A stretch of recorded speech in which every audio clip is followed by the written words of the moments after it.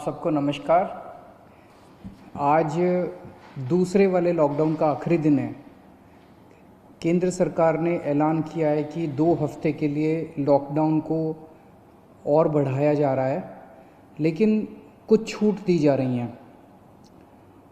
उनमें से क्या छूट रखनी है, क्या छूट नहीं रखनी है, इसके ऊपर दिल्ली सरकार में हम लोगों ने पिछले 2 दिन में काफ़ी गहन सोच विचार किया और हमने निर्णय लिया है कि केंद्र सरकार ने जो भी छूट, पूरे दिल्ली को केंद्र सरकार ने रेड जोन डिक्लेयर किया है। रेड जोन में केंद्र सरकार ने जितनी छूट अलाउ की है वो सभी छूट हम लोग दिल्ली के अंदर अलाउ करने जा रहे हैं। इसका क्या मतलब है, मैं संक्षेप में अभी आपके सामने रखूँगा, लेकिन इसके तुरंत बाद आपको एक डिटेल्ड प्रेस रिलीज़ जारी की जाएगी, जिससे आपको और इसके बारे में, और थोड़ी देर के बाद ऑर्डर्स भी हो जाएंगे इसके बारे में, फॉर्मल ऑर्डर्स। तो आपको पता चल जाएगा कि किस किस क्षेत्र में क्या क्या अलाउ किया जा रहा है। लेकिन एक रूपरेखा मैं आप सब लोगों के सामने रख देता हूँ। पहली चीज़ तो ये कि कल से सभी सरकारी दफ्तर खुलने जा रहे हैं।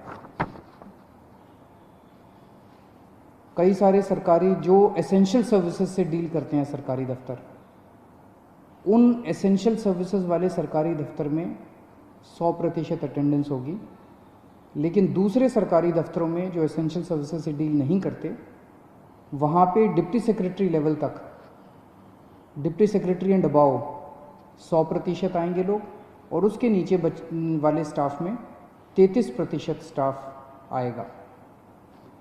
कल से दिल्ली के सारे प्राइवेट ऑफिसेज खोले जाएंगे, लेकिन प्राइवेट ऑफिसेज केवल 33% स्ट्रेंथ पे काम करेंगे।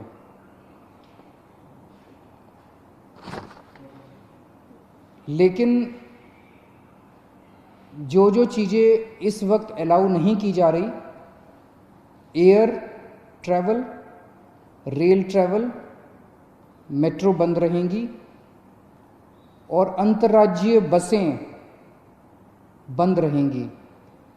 अंतर्राज्यीय बसें भी और विद इन दिल्ली भी, दिल्ली के अंदर भी बसें नहीं चलेंगी और एक स्टेट से दूसरे स्टेट की बसें भी नहीं चलेंगी। इस दौरान अगले 2 हफ्ते स्कूल बंद रहेंगे, कॉलेज बंद रहेंगे, जितनी भी शैक्षणिक शिक्षा से संबंधित संस्थाएं हैं वो सभी बंद रहेंगी। कोचिंग इंस्टीट्यूट्स बंद रहेंगे, सभी तरह के ट्रेनिंग इंस्टीट्यूट्स बंद रहेंगे। जो हॉस्पिटैलिटी सर्विसेज वाले हैं, सभी होटल, रेस्टोरेंट बंद रहेंगे। और जो ऐसे स्थान हैं जहाँ पे ज़्यादा पब्लिक गैदरिंग होती है, जैसे cinema hall, mall, gymnasium, sports complex, ये सभी बंद रहेंगे। सोशल, पॉलिटिकल, कल्चरल या किसी भी तरह की अन्य गैदरिंग वो बंद है, वो अलाउ नहीं की जाएंगी। जो धार्मिक संस्थान हैं वो सभी बंद रहेंगे। Cycle rickshaw, auto rickshaw, taxi, cab aggregators, ये सब बंद रहेंगे। नाई की दुकान, बार्बर शॉप्स, स्पास एंड सलून्स, ये भी बंद रहेंगे। शाम को 7 बजे से सुबह 7 बजे तक लोगों का बाहर निकलना बंद रहेगा, अनलेस आपको कोई एसेंशियल सर्विसेज के लिए बाहर निकलना हो, कोई ज़रूरी मेडिकल सर्विस है, इस तरह से कोई चीज़ के लिए जो निकलना हो तो अलग बात है, कोई बीमार हो जाए। अदरवाइज शाम को 7 बजे से सुबह 7 बजे तक निकलना बंद रहेगा। 65 साल से ऊपर की उम्र के जो लोग हैं, या जिन लोगों को कोमोर्बिडिटी है, कोई और बीमारी है, जैसे हार्ट की बीमारी है, डायबिटीज़ है, कैंसर है, सांस की बीमारी है, ऐसे लोगों को, जो गर्भवती महिलाएं हैं उनको, और जो बच्चे 10 साल से कम उम्र के हैं, इन लोगों को घर में रहना चाहिए। इन्हें घर में रहना होगा, क्योंकि इनको कोरोना ज़्यादा होता है, और अगर कोरोना हो जाए तो जानलेवा इनके लिए साबित हो सकता है। तो 4 किस्म के लोग हैं जिन्हें घर में रहना होगा, अनलेस कोई मेडिकल इमरजेंसी ना आ जाए। उसके अलावा उन्हें घर में रहना है जो 65 साल से ऊपर की उम्र के हैं, जिनको कोई और बीमारी है, जो प्रेग्नेंट महिलाएं हैं और जो 10 साल से कम उम्र के बच्चे हैं। इसके अलावा जो सेल्फ एम्प्लॉयड लोग हैं, टेक्नीशियन हैं, प्लम्बर हैं, इलेक्ट्रिशियन हैं, मैकेनिक हैं, सफाई कर्मचारी हैं, जो हमारे घर में काम करने वाले बाई आती है, लॉन्ड्री है, धोबी है, प्रेस वाला है, इस तरह के जो सेल्फ एम्प्लॉयड लोग हैं उन लोगों को काम करने की इजाज़त है, उनको सबको काम करने की इजाज़त दी जा रही है। इसके अलावा जितने मॉल्स हैं, जितने मार्केट कॉम्प्लेक्स हैं और जितने मार्केट हैं, जैसे कनॉट प्लेस है, करोल बाग है, खान मार्केट है, नेहरू प्लेस है, एट्सेट्रा एट्सेट्रा, ये बंद रहेंगे। लेकिन इन मार्केट्स के अंदर जो ज़रूरी सामान की चीज़ों की दुकानें हैं, एसेंशियल सर्विसेज की दुकानें हैं, वो सारी खुली रहेंगी। चाहे कोई मार्केट हो, चाहे मार्केट कॉम्प्लेक्स हो, ज़रूरी सामान की चीज़ें खुली रहेंगी और किताबों की स्टेशनरी की दुकानें खुली रहेंगी।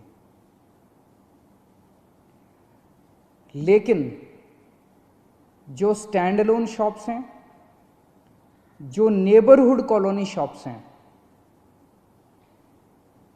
और जो रेजिडेंशियल कॉम्प्लेक्स में शॉप्स हैं, वो सारी खुली रहेंगी। वो चाहे एसेंशियल आइटम्स की शॉप्स हों, चाहे नॉन एसेंशियल आइटम्स की शॉप्स हों, कोई भी शॉप्स हों। कई लोग मेरे पास कल से मैसेजेस, फ़ोन्स आ रहे हैं कि इस चीज़ की दुकान खुलेगी क्या, उस चीज़ की दुकान खुलेगी क्या, ये वाली दुकान खुल। तो मार्केट, मॉल और मार्केट कॉम्प्लेक्स बंद रहेंगे। Stand alone shops, neighbourhood colony shops और रेजिडेंशियल कॉम्प्लेक्सेस में जो दुकानें हैं, उनमें चाहे कोई भी सामान हो, किसी भी तरह का सामान हो, वो सारी दुकानें खुली रहेंगी। इसके अलावा प्रिंट एंड इलेक्ट्रॉनिक मीडिया खुला रहेगा। आईटी से रिलेटेड सर्विसेज की सभी ऑफिसेज खुले रहेंगे, कॉल सेंटर खुले रहेंगे, डेटा सेंटर्स खुले रहेंगे, वेयर हाउसिंग सर्विसेज खुले रहेंगे, कोल्ड स्टोरेज खुले रहेंगे, प्राइवेट सिक्योरिटी वाले और फैसिलिटी मैनेजमेंट सर्विसेज खुले रहेंगे। इसके अलावा सारे इंडस्ट्रियल एस्टेट खुले रहेंगे, जहाँ जहाँ एक्सेस कंट्रोल है। एक्सेस मतलब जो वहाँ पे अंदर जाने की, बाहर आने की, जहाँ जहाँ कंट्रोल है, तो लगभग सभी इंडस्ट्रियल एस्टेट खुले रहेंगे। इसके अलावा जो एसेंशियल सर्विस, एसेंशियल गुड्स बनाने वाली मैन्युफैक्चरिंग यूनिट्स हैं, वो चाहे इंडस्ट्रियल एस्टेट में हो, चाहे इंडस्ट्रियल एस्टेट के बाहर हों, दवाई बनाने वाली, फार्मा की कंपनियां, मेडिकल डिवाइसेस बनाने वाली, उनके रॉ मटेरियल बनाने वाली, इंटरमीडिएरी बनाने वाली, या उसकी सप्लाई चेन से संबंधित कोई भी चीज़ें जो हैं, वो सारी मैन्युफैक्चरिंग यूनिट्स खुली रहेंगी। आईटी हार्डवेयर से संबंधित मैन्युफैक्चरिंग यूनिट्स खुली रहेंगी। पैकेजिंग मटेरियल के मैन्युफैक्चरिंग की यूनिट्स खुली रहेंगी। इसके अलावा ई कॉमर्स एक्टिविटीज़ केवल एसेंशियल गुड्स में परमिटेड है, नॉन एसेंशियल में ई कॉमर्स एक्टिविटीज़ परमिटेड नहीं है। लोगों के आने जाने का कैसे है? तो अगर आप 4 पहिया व्हीकल में हैं तो ड्राइवर के अलावा 2 लोग और गाड़ी में अलाउड हैं, लेकिन आपको केवल परमिटेड एक्टिविटीज़ के लिए सड़क पे आना अलाउड है। और अगर आप 2 पहिया व्हीकल पे हैं तो आप केवल अकेले जा सकते हैं, आपके पीछे बैठ के कोई नहीं जा सकता। अकेले 2 पहिया व्हीकल पे अलाउड है, लेकिन केवल एसेंशियल सर्विसेज के लिए परमिटेड है। कंस्ट्रक्शन एक्टिविटीज़ केवल इन सीटू कंस्ट्रक्शन, मतलब कि मजदूरों के आवागमन की इजाज़त नहीं है। अगर मजदूर वहीं रह रहे हैं, आसपास रह रहे हैं, उस केस में कंस्ट्रक्शन एक्टिविटीज़ अलाउड है। जो अगर शादी होती है तो सोशल डिस्टेंसिंग का पालन करते हुए 50 लोगों से ज़्यादा शादी में लोग नहीं होने चाहिए। अगर कोई किसी की मौत हो जाती है तो उसमें 20 लोगों से ज़्यादा लास्ट राइट्स के लिए अलाउड नहीं है। पब्लिक प्लेसेस पे थूकना स्ट्रिक्टली मना है, उसके ऊपर सख्त कार्रवाई की जाएगी। सभी एग्रीकल्चरल एक्टिविटीज़ अलाउड है, sowing, harvesting, procurement, marketing, agriculture supply chain से रिलेटेड जितनी भी एक्टिविटीज़ हैं वो सभी अलाउड हैं। फाइनेंशियल सेक्टर से रिलेटेड जितनी एक्टिविटीज़ हैं वो सभी अलाउड हैं। Banks, non banking finance companies, insurance, capital market activities, credit cooperative societies, और जितना गुड्स कैरियर से संबंधित, सामान से संबंधित, यात्रियों का बसें वगैरह अलाउड नहीं है, ऑटो वगैरह अलाउड नहीं है, लेकिन अगर सामान का, गुड्स का ट्रैफिक जो है वो सारा परमिटेड है। इसकी डिटेल्ड प्रेस रिलीज़ अभी जारी कर दी जाएगी और डिटेल्ड ऑर्डर जारी कर दिया जाएगा, जिससे आपको और सारी जानकारी मिल जाएगी। मैंने मोटी मोटी रूपरेखा आप लोगों के समक्ष रखी है, लेकिन मेरा अपना ये मानना है कि लॉकडाउन लागू करना बहुत ज़रूरी था। केंद्र सरकार ने जो 24 मार्च को लॉकडाउन किया वो बहुत ज़रूरी था। उस वक्त अगर हम लॉकडाउन ना करते तो देश के अंदर भयावह स्थिति हो सकती थी, क्योंकि उस टाइम देश कोरोना से डील करने के लिए तैयार नहीं था। उस वक्त हमारे पास पीपी किट्स नहीं थे, टेस्टिंग किट्स नहीं थे, कुछ भी नहीं थे, अस्पताल तैयार नहीं थे, लोग तैयार नहीं थे, सोशल डिस्टेंसिंग का आइडिया नहीं था लोगों को। अब 1.5 महीने के बाद, लगभग 1.5 महीना हो गया, 1.5 महीने के बाद मुझे लगता है कि हम लोग, कम से कम दिल्ली की मैं बात कर रहा हूँ, दिल्ली आज लॉकडाउन खोलने के लिए तैयार है। पूरे दिल्ली को रेड जोन में रखा गया है। अभी तक हमने जितनी भी केंद्र सरकार से गाइडलाइंस आई, अच्छी गाइडलाइंस आई, बहुत अच्छी गाइडलाइंस आई, हमने सबका पालन किया। लेकिन अब पूरे दिल्ली को रेड जोन में कर देने से 2 बड़ी समस्याएं पैदा हो। एक तो जनता को बहुत तकलीफ है, जनता के रोज़गार चले गए हैं, दुकानें बंद हैं, उससे व्यापारियों को बहुत ज़्यादा तकलीफ है, इंडस्ट्री बंद है और बहुत सारी नौकरियां जा रही हैं, लोग दिल्ली छोड़ छोड़ के चले जाएंगे। अब इससे पूरी अर्थव्यवस्था गड़बड़ा गई है और बहुत ज़्यादा दिन हम इसको बर्दाश्त नहीं कर पाएंगे। और दूसरी तरफ जब सारी अर्थव्यवस्था बंद है तो सरकार का रेवेन्यू आना बंद हो गया है। तनख्वाहें कहाँ से देंगे, सरकारें कैसे चलेंगी? बिल्कुल बंद हो गया सरकार का रेवेन्यू आना। पिछले महीने, अप्रैल के महीने में हर साल 3,500 करोड़ का रेवेन्यू आया करता था, इस बार केवल 300 करोड़ का रेवेन्यू आया है। इससे तो तनख्वाहें नहीं दी जा सकती, सरकार कैसे चलेगी? तो अब अर्थव्यवस्था का बड़ा संकट पैदा हो रहा है। तो मेरा अपना ये मानना है कि लॉकडाउन के पीरियड को हमें तैयारी करने के लिए, कोरोना की तैयारी करने के लिए इस्तेमाल करना चाहिए था, जिसका हमने भरपूर इस्तेमाल किया। ऐसा कभी नहीं हो सकता। अब कोरोना आ गया है, कोरोना रहेगा, कोरोना 0 हो जाएगा, कोरोना का एक भी पेशेंट नहीं होगा, आगे कोरोना कभी नहीं होगा, ऐसा हो ही नहीं सकता। पूरी दुनिया में नहीं हो रहा, ये संभव ही नहीं है।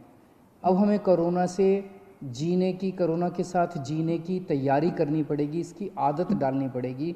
सरकारों को इसकी तैयारी करनी पड़ेगी, जनता को इसकी, हम सबको इसकी तैयारी करनी पड़ेगी, देश को इसकी तैयारी करनी पड़ेगी। आज दिल्ली इसके लिए तैयार है। हमने पर्याप्त उपाय कर लिए हैं, पर्याप्त व्यवस्थाएं कर ली हैं, अस्पतालों का इंतजाम कर लिया है, किट्स का इंतजाम कर लिया, सारी व्यवस्थाएं कर ली हैं।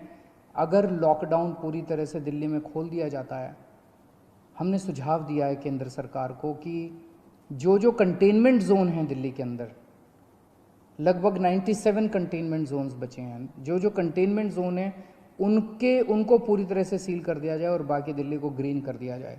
बाकी दिल्ली के मार्केट खोल दिए जाएं। मार्केट में चाहे तो ऑड इवन कर दें, एक दिन ऑड दुकानें खुलेंगी, एक दिन इवन दुकानें खुलेंगी। लेकिन अब दिल्ली को खोलने का समय आ गया है, हम उसके लिए तैयार हैं। हम केंद्र सरकार से बात भी कर रहे हैं और हमें पूरी उम्मीद है कि जल्द दिल्ली के मार्केट भी खुलेंगे, अर्थव्यवस्था भी खुलेगी। ऐसा होने से थोड़े केस बढ़ेंगे, लेकिन जो केस बढ़ेंगे उससे निपटने के लिए हम तैयार हैं।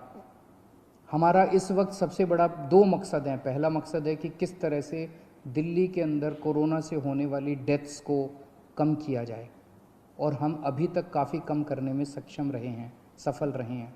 और दूसरा है कि कोरोना को कैसे फैलने से रोका जाए। वो बहुत ज़्यादा टेस्ट कर रहे हैं हम लोग, ताकि हमें पता चल सके कौन बीमार है, उसको लाइए, इलाज करें और उसको ठीक करके उसके घर भेजें। तो मैं उम्मीद करता हूँ कि हम लोग आगे केंद्र सरकार को भी मनाने में सफल होंगे, और ये लॉकडाउन का पीरियड जो है, इसमें जो जो रिलैक्सेशंस दिए गए हैं, इन रिलैक्सेशंस से आप लोगों को सबको फ़ायदा होगा। बहुत बहुत शुक्रिया।